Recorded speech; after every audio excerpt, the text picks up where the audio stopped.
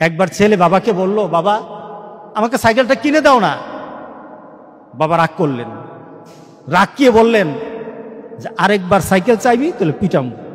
সন্তান যদি বেশি আমার ক্ষমতার বাইরে যদি সন্তান কিছু চায় তাহলে আমরা বিরক্ত হয়ে যাই। আরেকবার চাইবি তাহলে পিটা দেব। সন্তান কিন্তু নাসুরবন্ধ। সন্তান বাবার দিকে তাকিয়ে করুণ সুরে কাঁদতে কাঁদতে বলল, বাবা তুমি আমাকে ফিরিয়ে দিবে, কিন্তু আমি ফিরিয়ে দিলে দিতে পারো, কিন্তু আমি কার কাছে চাইবো? আমার তো তুমি ছাড়া কেউই নাই। বাবার সাথে সাথে ছেলেটাকে বুকের মধ্যে আঁকড়িয়ে ধরলেন। বাবা তুই আমাকে এমন একটা কথা শোনালি, যা তোকে আগামীকাল সাইকেল কিনে দেব।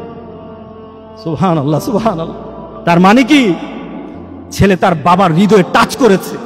আমরা যদি মাবুদের দরবারে, আল্লাহর দরবারে এভাবে চাইতে পারতাম, যেই মাবুদ দিতেই পারে, দিতেই পারে, দিতেই পারে, একমাত্র যিনি দিতেই পারে, তার কাছে ওই আবেগ দিয়ে যদি চাইতে পারতাম, কোনো দিন কোনো জিনিস আমাদেরকে ফিরিয়ে দিতেন না।